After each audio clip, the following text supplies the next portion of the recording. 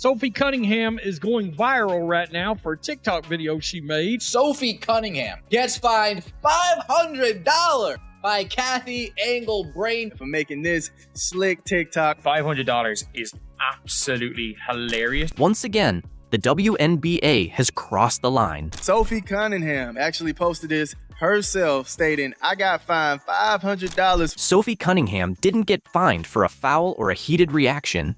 She got hit with a $500 penalty for saying what fans have been yelling all year. WNBA officiating is a joke, and she had the guts to call it out. Fans, they're responding to this video because she's calling out WNBA officiating, WNBA refs. Cunningham posted the video 6 days ago. It shows her lip-syncing lyrics from Sabrina Carpenter's song Man-Child. The caption to the video is, "At some refs." Stupid. Or is it slow? Maybe it's useless. Yesterday, Cunningham reposted the video on X with a caption about the fine. Worse yet, she wasn't just speaking for herself. She was standing up for Caitlin Clark, the league's biggest target. Cunningham criticized some refs by describing them as stupid, slow, and useless. Damn! Sophie Cunningham took an elbow to the face, and the ref did nothing. No call, no whistle, no reaction, just silence, as if headshots are now part of the game. The message? Take the hit.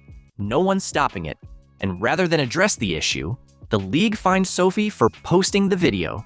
She spoke out, and the WNBA made her pay for it. If you guys don't remember what happened in this game, in the Sun game, right before this, she got chucked out of bounds and the referee just stared and watched. And then she got elbowed in the face 2 possessions later and the referees just watched. Sophie got hit in the back of the head with the elbow, right? Ref looking right at it, didn't do a thing, didn't say a thing, was shaking her head like, nah, you flopped.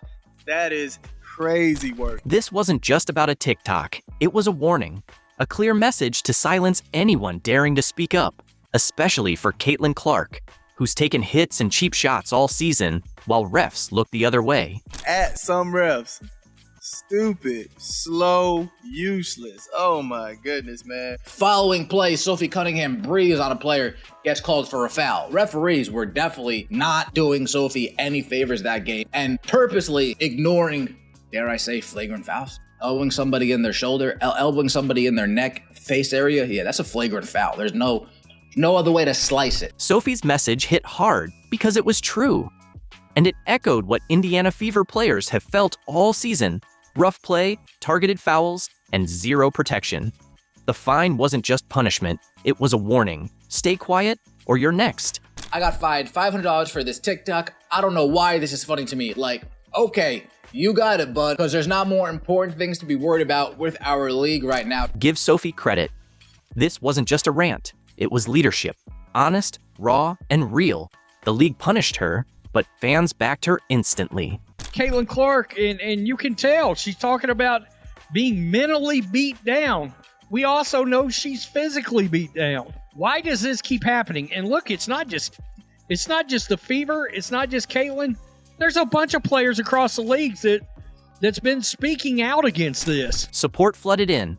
Players, reporters, fans, even WNBA legends. Everyone saw it for what it was.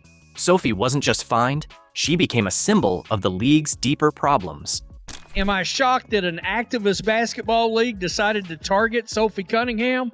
No, I'm not surprised by that. I mean, this whole league's got all of its priorities all bleeped up, especially from social media, this and that and the other, but that's not the point. She should not be getting fined for this. Her fine was just another chapter in the league's playbook. Punish those who speak out, especially if they defend Caitlin Clark.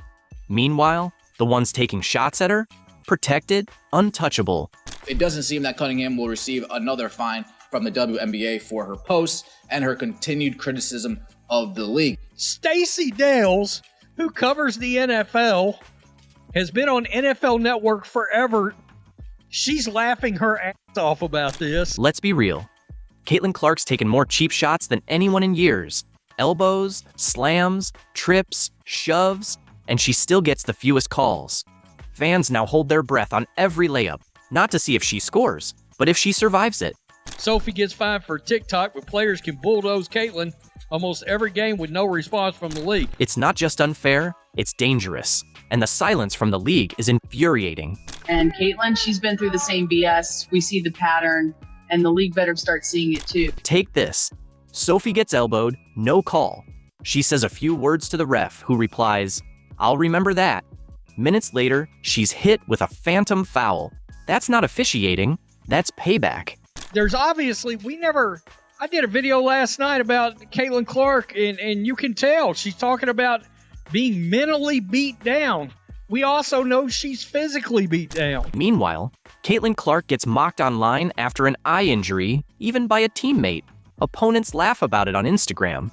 And the league? Silent. No fines, no action, nothing. When Caitlin Clark returns, she's not getting abused and the referees are keeping their mouth shut. It's going to take somebody on the team to consistently speak out, because we know damn sure the coach is too scared to get fined.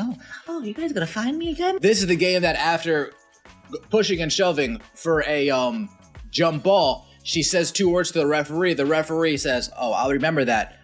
Following play, Sophie Cunningham breathes on a player, gets called for a foul. Referees were definitely not doing Sophie any favors that game. This is the double standard fans are fed up with. When last year, after Caitlin Clark got poked in the eye, dirty Dejanay Carrington and Alyssa Smith got on IG and made us mocking Caitlin Clark. Caitlin Clark is the WNBA's biggest draw, breaking viewership records, selling tickets, driving revenue. She's the league's engine, yet they won't protect her. Worse, they punish those who try. That's why Sophie's fine matters. She didn't just challenge a bad call, she exposed a broken system. The league isn't protecting stars, it's protecting its story. Caitlin Clark has changed the game. She changed it in college and in the WNBA. The country has fallen in love with what we have created. And America, here's the girl next door, all grown up, Caitlin Clark. Caitlin Clark has captivated the nation, breaking scoring records in college and bringing women's basketball to a whole new audience. She is a phenomenon. Sophie didn't start drama. She posted a video after taking an elbow. That alone got her fined. Meanwhile, players rough up Caitlin Clark without consequence. Fans see it. Even casual viewers spot the double standard. Sophie gets punished for a TikTok, but others can flatten Caitlin and joke about it online. This isn't inconsistency, it's a warning. Stay quiet. As long as Kathy Engelbert is going to play one of the 3 blind mice, they're going to keep doing it. As long as Adam Silver just ignores this crap. So what happens? Players go silent. Coaches look the other way. No one wants to be the next target for speaking out. And all right, that is crazy work. They have to do better by these players. You have to protect these players, man. Protect your talent. It's as simple as that. But Sophie spoke up. She took the hit on the court and off it to stand up for a teammate. That's rare in today's WNBA. This isn't about $500. It's about a culture where speaking out gets punished and doing the damage doesn't. Sophie Cunningham is not the type who keeps her feelings to herself. The Indiana Fever star is quite outspoken, and she has no issue expressing her beliefs publicly, even if it gets her in trouble. Fans have had it. The moment Sophie shared her fine, outrage lit up online. Loud, focused, and relentless. The league's socials got flooded. Some fans even offered to cover the fine themselves. That's how fed up people are. Instead, let's fine the players because they're speaking out loud. It would be different. If the officiating was at least solid, I'd be like, yeah, you can't run your mouth about the referees. The officiating in this league blows chunks. One viral comment nailed it. Sophie gets fined for a TikTok, but Caitlin gets hit, mocked, and ignored. That message spread fast. Twitter, TikTok, YouTube, Instagram, and Kathy Engelbert? Silent. No statement, no defense, just silence. And it's becoming her trademark. How did we get to an all-star game in Indiana where Caitlin Clark is not healthy enough to play? Well, it all started last year, in her rookie season, where she received 20% of all the flagrant fouls in the league. And most of them came from Angel Reese in the Chicago Sky. And these weren't basketball plays. They were not only fouling her, but they were getting up, laughing about it, laughing about Caitlin Clark getting assaulted. any other work environment, people go to jail for what's going on. This was Engelbert's chance to lead, to back the players elevating the league and putting their bodies on the line. Instead, she chose punishment over conversation, control over courage. Now, fans aren't just angry, they're disillusioned. And last year, I noticed how much it was just Caitlin Clark. Caitlin Clark was taking all the hits. Caitlin Clark was taking all the abuse. But this year they've added Sophie Cunningham. She gets more flagrant fouls on her than anybody in the league besides Caitlin Clark. And Aaliyah Boston, she's been taking hits as well. But the worst thing is the consistency. So they don't call flagrant fouls, or most of the time, Caitlin Clark could be held for an entire game at a time. They don't call fouls. They don't call common fouls. But then when it's the Indiana Fever, guess what? Touch foul here, touch foul here. They call absolutely nothing. Let's not forget, Caitlin Clark is the reason the WNBA is even part of the national conversation. She's breaking records, making headlines, and drawing eyes to every game, hers or not. So when she gets hammered with no call, and those who defend her get punished, the message is loud and chilling. The league doesn't care about its biggest star. A bunch of players and coaches of the last few days have complained without being fine-worthy about officiating. I just want to see about your thoughts on if officiating is an issue and how it can be improved, because clearly there seems to be problems or disconnect between what players and coaches feel and what officials are actually calling. This was the WNBA's moment to prove it values fairness over optics, players over PR. Instead, it chose silence, and now it's paying the price.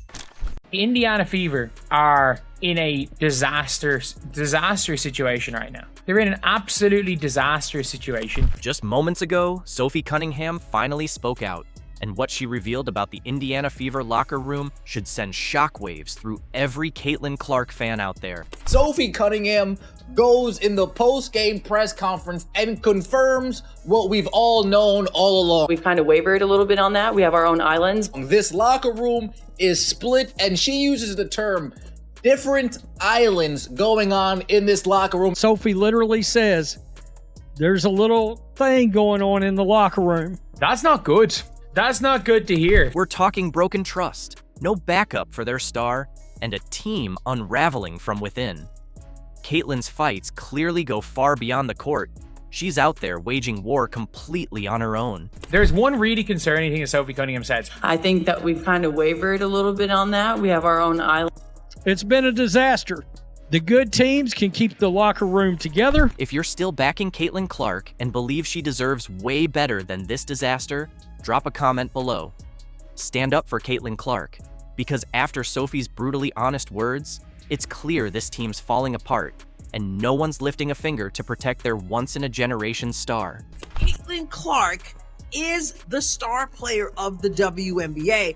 The most popular woman ever in the WNBA, Caitlin Clark. Caitlin Clark is the needle. Caitlin is box office. Caitlin Clark as the star. Everything else is wrapped around her, and everything else is revolving around her. She's Rookie of the Year in the WNBA. For weeks, fans felt something was wrong with this Fever squad, and now Sophie has torn the bandage clean off. She confirmed what everyone had been whispering. The locker room is fractured, unraveling just when Caitlin needs unity more than ever. In her post-game press conference, Sophie didn't hold back. Sophie Cunningham, in the post-game interview, speaks on this team and the islands. We have our own island.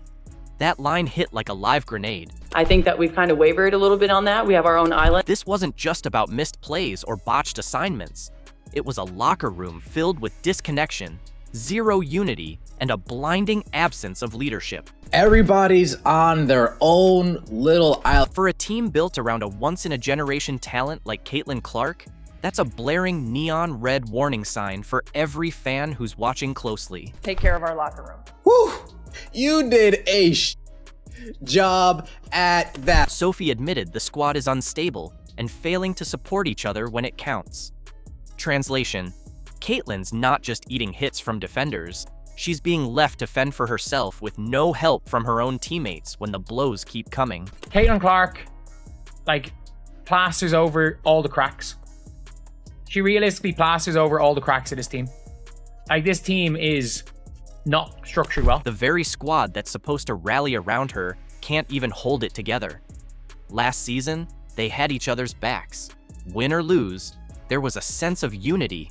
But now, Sophie bluntly admits, everything's changed. Even when they were losing games, it seemed like the locker room was in a good spot. Now Sophie's basically waving a massive warning flag. And this isn't some clueless rookie talking. This is a battle-tested veteran. She even owned up, saying she's got to step up and help unify the team.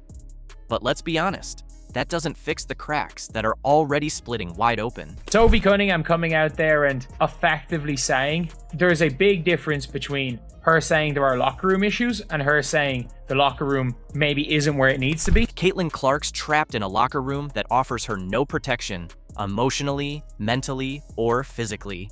And that collapse, it's bleeding out onto the court for everyone to witness. It is not looking positive for them to be fixed. We can be honest here, it's not looking positive. In games where Caitlin takes a beating, where's the support? No teammates stepping up to send a message. Just collapse when it counts. Sophie even pointed it out herself. They scored 35 points on us in one quarter. They scored 35 points, I think you guys said. That just cannot happen. That's a team with no discipline, no focus, and no trust. This isn't just about losing a few games. It's about a whole culture crumbling from within. The Indiana Fever are in a disastrous situation right now. They're in an absolutely disastrous situation. When your superstar's out there fighting alone, this isn't some ordinary team issue anymore. This is a full-scale meltdown. If it's not minor, then again, like, I'm getting very close to just riding off the seat. Sophie Cunningham's blunt remarks about players living on different islands didn't come out of nowhere. They're the result of months of dysfunction, puzzling roster decisions, and a front office that looks utterly lost on how to protect the one player who truly matters, Caitlin Clark. And a lot of this mess circles right back to DeWanna Bonner and Natasha Howard. Let's be clear, Bonner wasn't signed to just fill a roster spot. Whose idea was it to bring these old dinosaurs and put them on this roster, starting with DeWanna Bonner? She landed a max contract from the Fever in the offseason. Still one of the most baffling moves fans and analysts can recall. Sure, Bonner brought experience, but she also came with serious baggage. And despite all her veteran status, the instant result was friction, not leadership. Some insiders even suggest her sudden exit wasn't just about her brutal shooting. It was a last-ditch effort to save whatever shred of team unity remained. One of the fractures was a DeWanna Bonner group off to the side. One analyst didn't even hold back, asking if the Fever finally realized they had to cut Bonner just to stop the locker room from completely imploding. Her sudden release shocked the entire WNBA, but in hindsight, it's hard to ignore the signs. She may have been the wedge splitting the team apart, right as Caitlin was fighting to keep it all together. Then there's Natasha Howard, arguably an even bigger question mark and an even bigger risk. Fans and creators have slammed her for her lack of urgency, shaky effort, and head-scratching behavior off the court. In a recent game, she literally showed more concern for an opposing player than for her own teammates. Natasha Howard decides that she'd rather rub up on Ezi Magdeburg's leg. Even when Caitlin Clark hit the floor after a brutal foul, Natasha stood there stone-faced. No reaction, no support, nothing at all. Anytime Caitlin Clark's been knocked to the ground, anytime Aaliyah Boston's been punked, anytime Lexi Hull's been beat up, Sophie Cunningham's been beat up, more concern about somebody on the other team than from her own team. Meanwhile, she's quick to check on rival players, but barely bats an eye when Caitlin gets dropped, or Aaliyah takes a hit, or Sophie gets shoved around. It's not just awkward, it's flat out embarrassing. And still, with all that, Howard keeps clocking big minutes, while players like Sophie Cunningham, who actually care, stay glued to the bench. Even worse, fans are convinced this loyalty to Howard is pure politics, all thanks to Stephanie White, the head coach who once coached Howard back in Indiana. It's not about merit, it's about connections, and that's when the real damage comes into focus. By clinging to veterans who aren't all in and sidelining players who are, the Fever blew up their own chemistry. Now, the locker room's broken into literal factions. One analyst even mapped it out. Caitlin, Lexi Hull, and Sophie on one island, Natasha, Sydney Colson, and Kelsey Mitchell camped out on another. The WNBA is teetering on the edge of self-destruction, with its brightest star, Caitlin Clark, reportedly nearing her breaking point as whispers of her exit grow louder by the day. This isn't just rookie hazing, it's a volatile mix of unchecked on-court targeting, a league seething with envy toward the very player who revived its relevance, and a media machine quick to vilify the victim. Now, a bombshell rumor is gaining traction that Clark is plotting a bold departure, a seismic move that could lay bare the WNBA's most toxic truths and leave the league scrambling to recover the spotlight she alone brought back. WNBA record. This is her second season. And you put the numbers together, that's like 10 seasons. That girl did it in 10 seasons. That means she had won a season. Caitlin Clark is... when Caitlin Clark gets to 10 seasons, she's going to have 100 of these. And y'all can't get a girl her roses. Now, I don't like the fact that she be getting woke because she don't want all these lesbians to be mad at it. At the end of the day, is the woman putting in the work, she's putting in the work. To understand why Caitlin Clark might even consider leaving, you have to first grasp the jaw-dropping scale of her impact, because the numbers don't just speak, they roar. Before her debut, the WNBA was a niche product clawing for relevance. After she stepped onto the court, it transformed into must-see TV. Clark didn't just boost ratings, she sparked a full-blown economic surge, turning half-empty arenas into sold-out spectacles, not just in Indiana, but everywhere she played. Cities scrambled to move games into NBA-sized venues just to handle the crush of fans desperate to witness her in action, making it clear she didn't join the league, she redefined it. This is all going according to plan. This is ideal. Caitlin Clark is holding up her end by being awesome and by being a trash-talking jerk on the court. Love it. Her teammates are holding up their end by having her back. The other players in the league are holding up their end by not liking her. Perfect. Couldn't have written a better script. Caitlin is talking trash to this girl's hard fouling her. Her teammate Sophie Cunningham, who got a black belt in Taekwondo at the age of 6, she's like, I will F you guys up. All of it's great, and Caitlin's a killer. 10 out of 10. Her jersey became the top selling across all sports the moment it dropped, while WNBA viewership on major networks exploded by triple digits. But the most jaw-dropping stat came when Caitlin Clark was briefly sidelined with an injury. League viewership nosedived by a staggering 55%. Let that sink in. One player sits, and more than half the national audience disappears overnight. That's not just star power, that's market domination. Clark wasn't merely part of the league, she was the league, single-handedly driving its economy, filling its arenas, and effectively funding the very players and franchises that now seem to resent her for it. Caitlin Clark is driving the WNBA insane. It's to the point that she may need to step away from the WNBA, have a billionaire come in that has the money to prove a point, and say, Caitlin, I'll pay you $50 million just to see if the WNBA can make it without you. Let's go create a complete different league and expose the hell out of the WNBA just to embarrass this Angel Reese girl that Jameel Hill just said she could go down as a Michael Jordan of WNBA. Despite the millions she brought and the spotlight she reignited, Caitlin Clark's welcome to the WNBA felt less like a red carpet and more like a calculated ambush in a back alley. From day one, it was clear that opposing teams had adopted a singular defensive game plan, test how much punishment she could take before breaking. This wasn't gritty basketball, it was a coordinated barrage of hip checks, blindside shoves, and reckless closeouts that flirted with outright assault.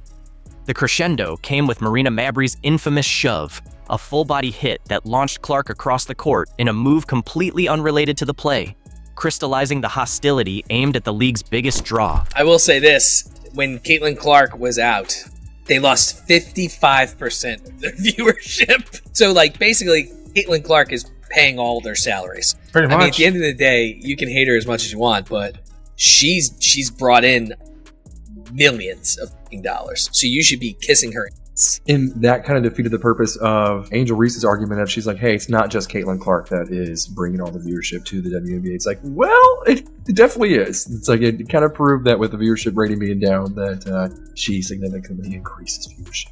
They try so hard to compare her to Caitlin Clark. They try so hard. It was the kind of hit you'd expect in a hockey rink, not on a basketball court.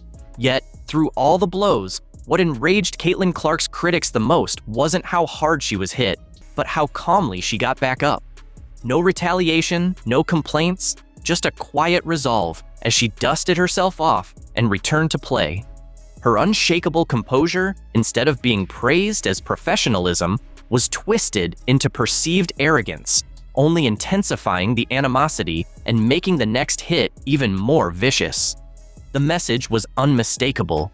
You will not outshine us, and if talent can't stop you, brute force will. The Fever and Sun hold a brawl and a basketball game breaks out. This was something. Caitlin Clark, without question, gets raked across the face. I think she gets poked in the eye, but it's difficult to tell. If you're the Indiana Fever, you cannot stand by and let that happen. They need to make it clear to the officials. If you're going to let this happen, then we're going to stand up for our player and make a mess of the game, and you're going to have a big mess on your hands. So you need to stand up for this. You need to do something about this. You've just learned with definitive data and beyond question that Caitlin Clark controls more than half the audience for the entire WNBA. But the punishment Caitlin Clark endured on the court was only half the story, because the people responsible for enforcing the rules were eerily absent. As she was hacked, shoved, and slammed like a human piñata, referees stood by as if their whistles had vanished, downgrading blatant cheap shots to common fouls or ignoring them entirely. The message to the league couldn't have been clearer. It's open season. Even more damning was the silence from the WNBA front office, the very institution that should have protected its golden goose. They reacted faster to dress code violations than to the relentless, targeted physical campaign against the face of their brand. A lot of us were expecting some sort of dip since Caitlin Clark has been out with injury, but I don't think all of us were expecting the entire viewership of the entire WNBA to be down. And this tweet from Christine Brennan really stuck out to me. She said, one player gets injured and more than half the TV audience for the entire league disappears. Has any other athlete ever had that kind of impact on a sport? Golf without Tiger definitely dropped precipitously on occasion, but not like this. This news is alarming for the league, and it's alarming for the league because this is such a crucial year for the WNBA. The league's baffling inaction sparked a digital uprising. The Protect Caitlin Clark movement, a fan-led crusade where viewers turned into slow-motion sleuths, dissecting every collision, circling illegal screens, and flooding social media with pleas for a flagrant foul call that never came. It pulled back the curtain on a glaring hypocrisy within the WNBA. They craved her marketing clout, her sold-out arenas, and her record-breaking TV ratings, yet refused to grant her even the basic protections given to any other player. This wasn't just neglect. It felt calculated, a silent green light for the hazing to continue unchecked. I am sick and tired of the way they are treating my girl, Caitlin Clark. I am here to propose a solution. I think they need an enforcer. You know, someone who comes off the bench to kind of lay the smackdown on an opposing team member. I want to get the word out to the Indiana Fever that I am available. I'm ready to identify as whatever I need to in order to get the job. They need someone like me. Why? Because I'm not afraid of any 6 foot tall lesbian. I work out. Now, I have a couple of real good go-to moves in my bag of tricks. And just when you thought the chaos couldn't get any more absurd, the media entered the fray, not to condemn the violence, but to blame its target. Instead of spotlighting the dangerous hits, a twisted narrative took hold. The attacks were Caitlin Clark's fault. She was too confident. She talked trash. She had it coming. It was a jaw-dropping reversal that defied basic logic, especially in the world of professional sports, a world fueled by swagger, mind games, and competitive fire. Michael Jordan made trash talk an art form. Larry Bird shattered psyches before tip-off. But when Caitlin did the same, it wasn't seen as greatness. It was used as justification for assault. That's not analysis. That's scapegoating. And if this is how the WNBA treats its biggest star, then maybe the loudest rumor of all, that she's ready to walk, isn't just believable, it's inevitable. Well, many of you have probably been waiting on this, as have I. But the WNBA All-Star Game ratings have come out, and all I could think of right off the bat was 4 little letters. F-A-F-O. F around and find out. J.C. Sheldon's hit on Caitlin Clark's groin sidelined the WNBA's biggest star during a crucial week and triggered a financial crisis the league is trying to conceal. The All-Star Game became a ratings flop, but the WNBA remains in denial. The link is clear, exposing the league's real priorities. So how badly did ratings fall without Clark? And what did the commissioner say? We have numbers for the most exciting, entertaining, overwhelmed with joy WNBA All-Star Game we have seen in quite some time. We have ratings for that disaster as well. There's good news and there's bad news. So what started this? On July 13th, J.C. Sheldon drove her knee into Caitlin Clark's groin during what should have been a routine play. Clark doubled over in pain. Referees saw it and did nothing. No call, no review. Footage shows how direct the contact was. Clark's grimace, her reaction, it wasn't accidental. It was a targeted hit that went unpunished.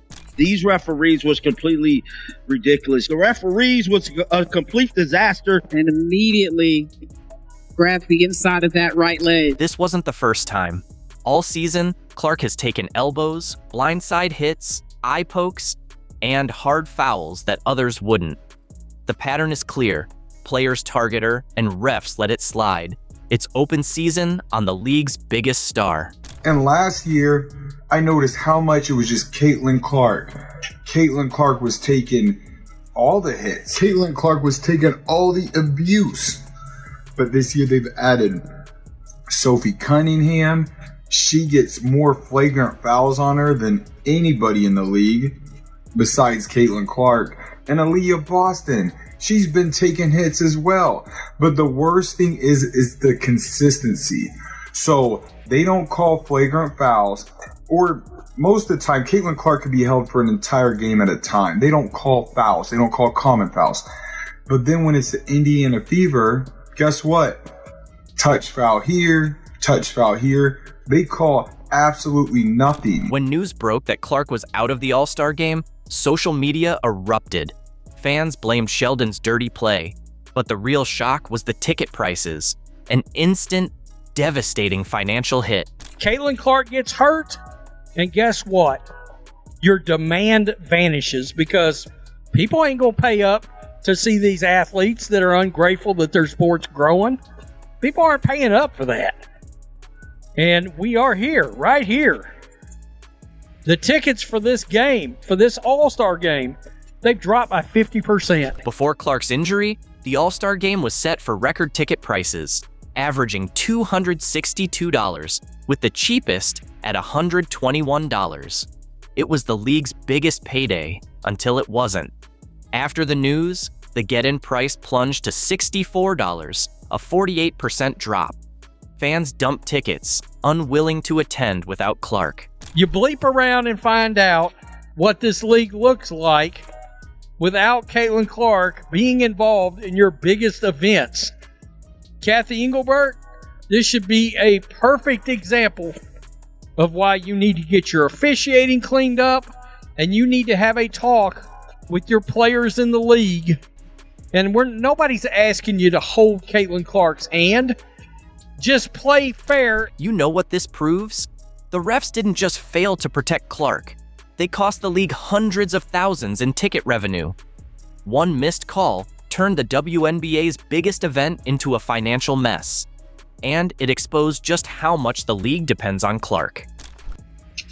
You see, this is exactly what we were talking about. WNBA All-Star ratings are in for 2025, and it is down 40%. 40% from last year. That's bad. That is really bad. We already watched the ticket prices drop by more than 50% because Caitlin Clark was not playing. This is bad news for the WNBA, and this should be a wake-up call. For the first time all season, Gainbridge Fieldhouse had empty seats during a major WNBA event. It was All-Star Weekend, yet patches of vacant chairs replaced the usual sea of Clark jerseys. Her absence sparked a fan boycott the league couldn't hide. Every Fever home game had sold out until now. It's clear fans sent a blatant message, a shot across thou bow.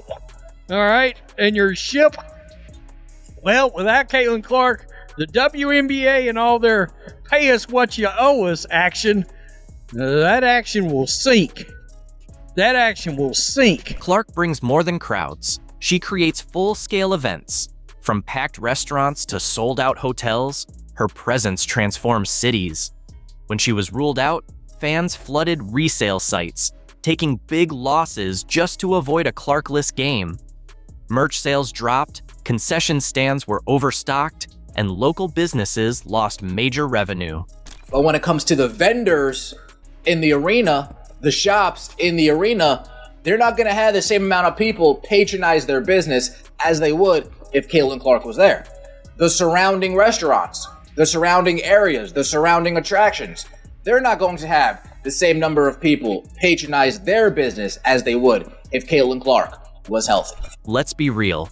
This revealed what the league tried to hide. Without Clark, WNBA games are just regular matchups most fans skip. Even with stars like Wilson and Ionescu, interest tanked. But the worst was coming.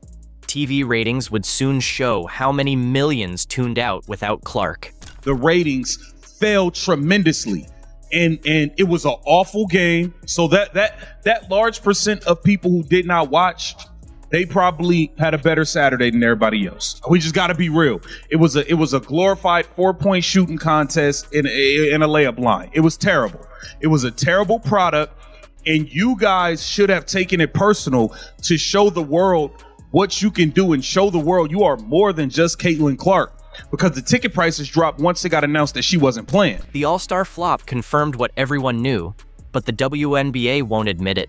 Ratings fell 36%, from 3.44 million in 2024 to 2.19 million in 2025, proving fans tune in for Caitlin Clark, not the league. Without her, promo efforts failed. It's not about basketball. It's about star power, and only Clark has it. We talk about leading up to this. The officiating, I think enough fans had it up to here with the league as a whole. People had it up to here. You got to understand. Caitlin Clark is getting beat up in these games. The refs aren't calling anything. Kathy Engelbert seems to have air between both of her ears. She seems to have pure air floating between her ears. And I think people are fed up. They were fed up with it. What made it worse? The pay us what you owe us stunt backfired. Warm-up shirts sparked online backlash, seen as tone-deaf entitlement. Players demanded more money while the one driving revenue, Clark, sat injured. Fans saw through it, knowing exactly who powers the league. It's not about one person, no matter how many times WNBA and Kathy Engelbert say so. That's virtue signaling in the most disingenuous form. It's Caitlin Clark. As soon as they educate the players on how to deal with this, not as petty, jealous petty hags, all will be better off. Yeah. Pay us what you owe us, they displayed on their shirts. Okay.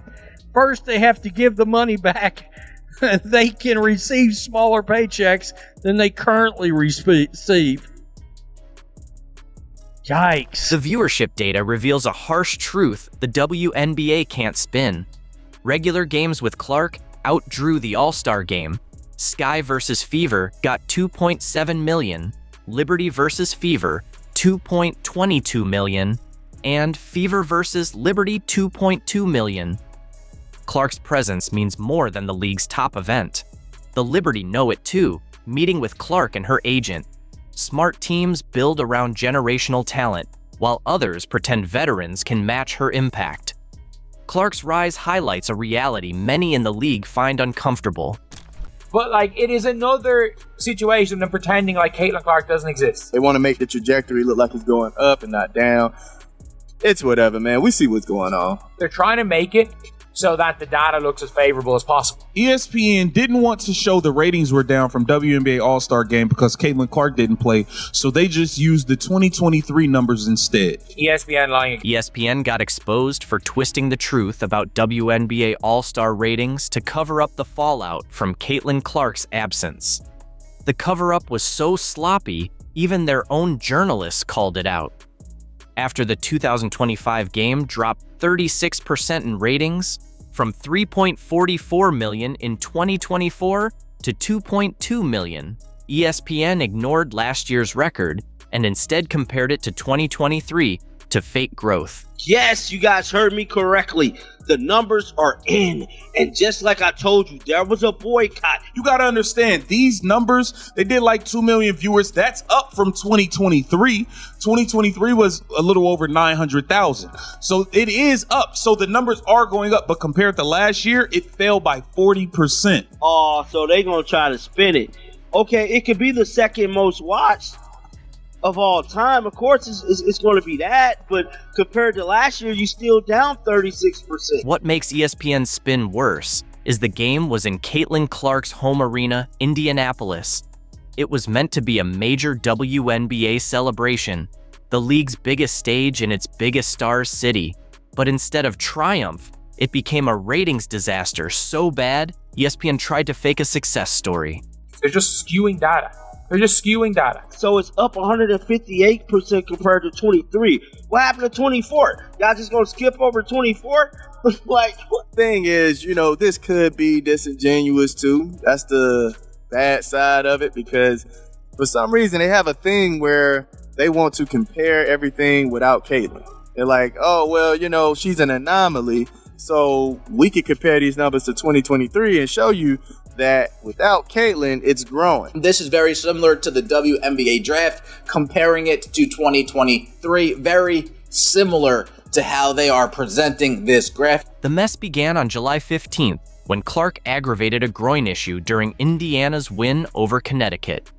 Hours after she announced she'd skip All-Star Weekend, ticket prices crashed 48%, from $121 to $64. Fans made it clear, no Caitlin Clark, no interest. This wasn't a small dip. It exposed how reliant the WNBA is on a 23-year-old.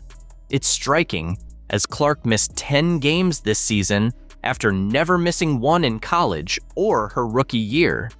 Can networks be trusted when they have money in the leagues they cover? So for all the people that thought that it wasn't a boycott against this All-Star game, it was, bro. People was just DMing me, telling me that they weren't going to look at it. People was telling me that they refunded their tickets.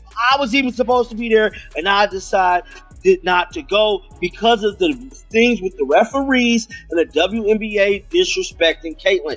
1,250,000 viewers, woof, out of existence.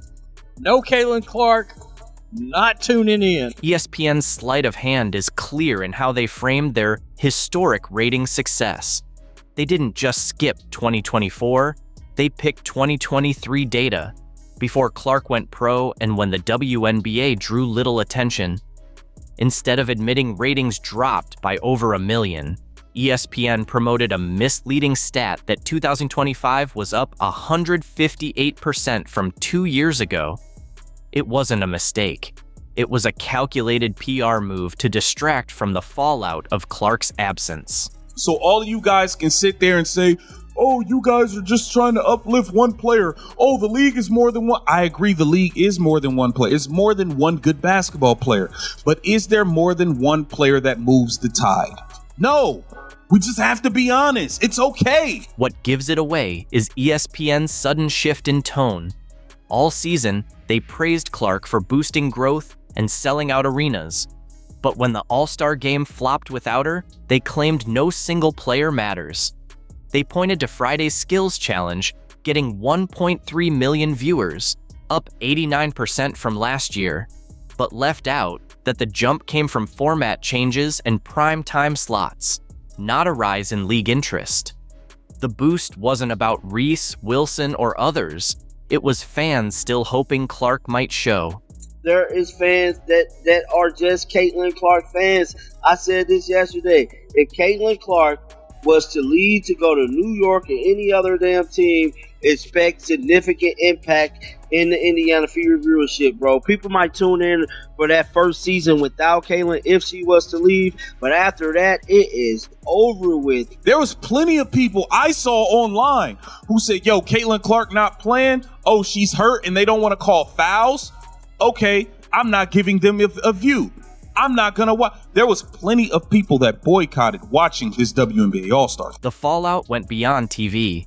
Clark's All-Star exit set off a domino effect across the WNBA's business. Ticket sales, merch, and sponsorship values all took a hit. The market reacted like it lost its center. ESPN's spin couldn't hide what fans saw. The 48% ticket price drop wasn't minor. It was a clear message from fans who paid to see Caitlin Clark and didn't care about her replacements. You can see when Caitlin doesn't play, it happens. And how are we meant to know that if Caitlin ends up missing a year, Caitlin's gone, that all those fans don't just leave again? They know they need Caitlin Clark to grow this league, man. It wasn't just empty seats. Social media was flooded with fan cancellations. People shared scrap trips, resold tickets, and skipped the broadcast. The WNBA didn't just lose viewers, it lost momentum.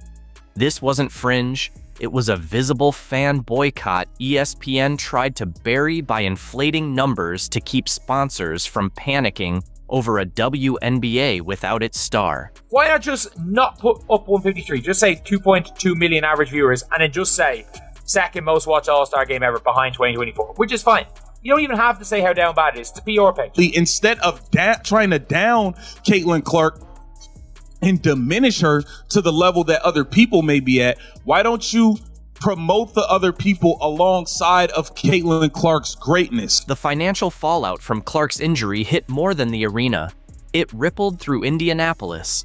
Hotels, restaurants, and shops prepared for a Clark-driven tourism boost, even stocking up on Fever gear. But once she was out, crowds shrank, momentum stalled, and ESPN ignored the economic impact, focusing on selective stats. Her absence didn't just show her value, it exposed a league-wide void. Nafisa Collier scored 36 and won MVP, but it barely registered. No viewership surge, no buzz. The WNBA hasn't built another star who draws national attention. A failure of branding, not just talent. Caitlin Clark was in it. We're going to say it's up on non-Caitlin Clark numbers because, Caitlin Clark's just an anomaly. Caitlin Clark's not a player. Caitlin Clark is not relevant to this. Caitlin Clark is an anomaly. Y'all are trying to straddle the fence. We want your money, but we don't want you. Which one is it? Which one is it? We want the viewership, but we only want viewership from certain people's fans. We want the ratings up, but we don't want these type of, no. Do you want it or not? You got to accept what comes with everything. The good, the bad, the ugly. The backlash to ESPN's spin came fast. Journalist Christine Brennan called out their framing, questioning why they promoted historic ratings despite a major drop from last year. Her viral tweet exposed ESPN's deception. It wasn't just fans, it was respected media voices drawing the line. Then Austin Karp of Sports Business Journal added key context ESPN ignored. Clark drives numbers, and without her, they tank. He showed a clear pattern of declines tied to her absence, proving the WNBA's reliance on her, and ESPN's choice to cover it up. Now, many other people stated that, you know what? It was sold out. It was not a boycott. Well, you know the old saying, men lie, women lie, and the numbers don't. This is a case of the numbers not lying. By comparing this year's All-Star numbers to 2023, ESPN admitted what they won't say outright. There's a pre-Clark and post-Clark WNBA. These are different worlds in fan interest and commercial value. Using 2023, when Clark was in college and viewership was low, was a deliberate attempt to hide this year's collapse. It highlights how the league's visibility and finances hinge on one player, a truth ESPN won't say aloud to sponsors or investors. I believe that it's everything also leading up to this. I mean, talk about leading up to this. The officiating, I think enough fans had it up to here with the league as a whole. People had it up to here. You got to understand. Caitlin Clark is getting beat up in these games. The refs aren't calling anything. Kathy Engelbert seems to have air between both of her ears. She seems to have pure air floating between her ears. And I think people are fed up. ESPN spent the season praising Clark for driving viewership and lifting the league until the numbers crashed without her. Then suddenly, star power didn't matter. That flip-flop shatters their entire narrative. If Clark isn't vital, why make her the face of the WNBA? It's a story built on selective truth, and it collapses under its own weight. But this goes beyond image. It hits players in the pocket. Right now, WNBA athletes are fighting for better pay, with TV ratings as a key bargaining chip. Those pay us what you owe us shirts? They weren't fashion. They were a demand for fairness. And ESPN's spin? It didn't just blur the truth. It sabotaged their leverage. By burying the 36% drop, they painted a fake picture of growth. Clark's impact is real. The collapse without her is real. And pretending otherwise doesn't just distort the story, it rewrites the future.